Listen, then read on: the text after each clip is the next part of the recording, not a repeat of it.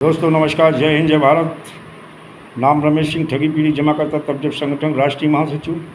दोस्तों आज आप लोगों के बीच में जो उपस्थित हुए हैं, कल सहारा इंडिया को लेकर के जो पोर्टल लॉन्च हुआ, सहारा इंडिया के 1.7 करोड़ जमाकर्ताओं के 45 दिन में मिलेगी राशि। पोर्टल शुरू, ये अच्छी बात है, उन्होंने पोर्टल की शुरुआत की है, लेकिन इसमें बहुत सारे ऐसे वीक पॉइंट हैं और जिसके वजह से कितने लोगों को पैसा मिल पाएगा, जितने टर्म आप कंडीशन लगाए हैं उनको पूरा करने में शायद बड़ी दिक्कतें होंगी। पूरा होगा कि कैसे होगा, खैर वो तो समय के गर्भ में है। देखा जाए, नई दिल्ली सहारा समूह के 4 सहकारी समितियों में 10 करोड़ जमाकर्ताओं का फंसा पैसा वापस मिलेगा। केंद्रीय गृह एवं सहकारिता मंत्री अमित शाह ने मंगलवार को CRCS सहारा रिफंड पोर्टल की शुरुआत की और पहले चरण में 1.7 यानी 1 करोड़ 7 लाख लोगों का भुगतान की उन्होंने बात की। और इसको उन्होंने एक चीज़ और बताई है कि ये उन्होंने एक ऐतिहासिक फैसला है। देखा जाए, केंद्रीय मंत्री अमित शाह ने इसे ऐतिहासिक कदम बताते हुए कहा, यह पहली बार जब जमाकर्ताओं को ऐसे मामले में रिफंड मिल रहा है। इस बात को तो लोढ़ा कमेटी के गठन के बाद भी इन्होंने कहा था कि ये पहली बार हो रहा है। ये पहली बार नहीं हो रहा है, ये पहले भी कई बार इस तरह की चीज़ें हुई हैं, लेकिन उनका पैसा नहीं मिला है। लेकिन अगर मान लो मिलता है, जिस तरह से इन्होंने टर्म ऑफ कंडीशन लगाई है, हमें लगता है कि 10% भी लोग इसमें पैसा नहीं रिटर्न ले पाएंगे। जो चीज़ें इन्होंने बताई हैं, उन चीज़ों को पूरा करने में बहुत सारी परेशानियाँ भी आने वाली है।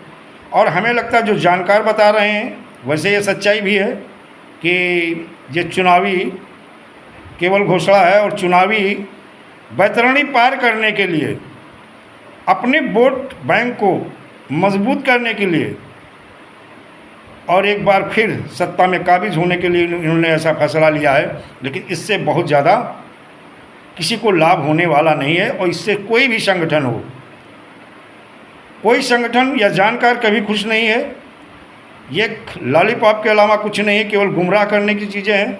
चीज़ें इनके अथॉरिटी इनके हाथ में है, एजेंसियाँ इनके हाथ में, चाहे 10 नहीं 20 15 50 एजेंसी हो, सारी एजेंसी इन्हीं के हाथ में। ये चाहे तो इस कार्य को अतिशीघ्र कर सकते थे, लेकिन इन्होंने ऐसे टाइम को चुना है जिस टाइम में ये जानते हैं कि मैं खींच ले जाऊंगा नवंबर दिसंबर तक इधर, उसके बाद में फिर जो है सुप्रीम कोर्ट जाएंगे। सुप्रीम कोर्ट जाने के बाद तब तक क्या होगा, ये 10,000 करोड़ लोगों की जो पैसे की बात कर रहे हैं, तब तक आचार संहिता लागू हो जाएगा और फिर कहेंगे जैसे चुनाव हो जाने दो, चुनाव के बाद मैं आपका भुगतान करवा दूंगा। ये झूठे लोग हैं, इन पे भरोसा ना करिएगा।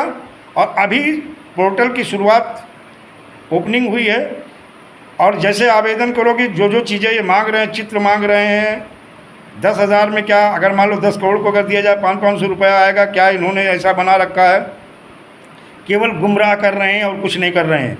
आप इन पे भरोसा न करें। मैं हर पीड़ित जमाकर्ता जो सहारा इंडिया के हैं, पीड़ित जमाकर्ता कार्यकर्ता, मैं सबसे अनुरोध करूंगा कि आप सारे लोग एकजुट होकर के 31 जुलाई सन 2023 रामलीला मैदान के लिए आप लोग प्रस्थान करें।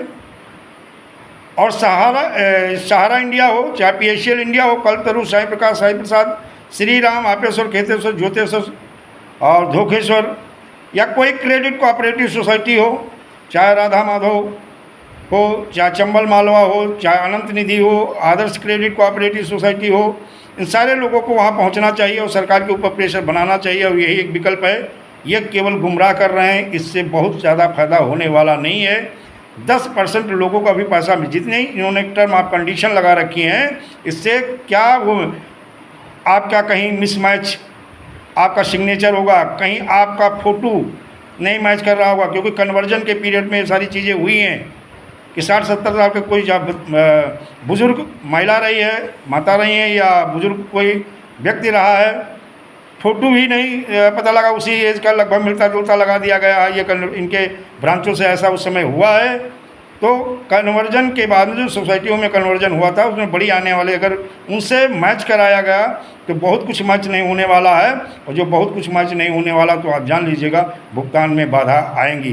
क्योंकि अमित शाह ने कहा ही है कि वास्तविक इन्वेस्टर कौन है और गैर वास्तविक, ये तो मेरी समझ में नहीं आ रहा कि कौन से जिन्होंने पैसा जमा किया, बांड उनके पास है, पैसा तो उन्होंने जमा किया है।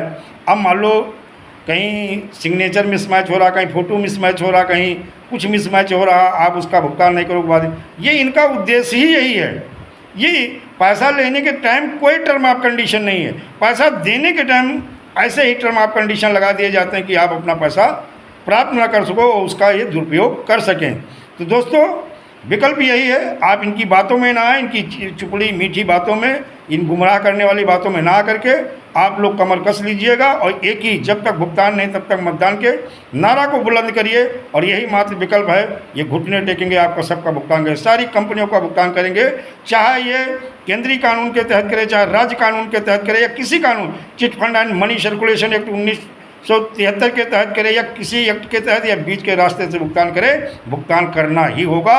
आप लोग एकजुट हो जाइए, अब इनकी मीठी चुपड़ी हुई बातों में ना आकर के एकजुट होकर के एक मंच पे खड़े हो जाइएगा, भुगतान तो इन्हें करना ही होगा।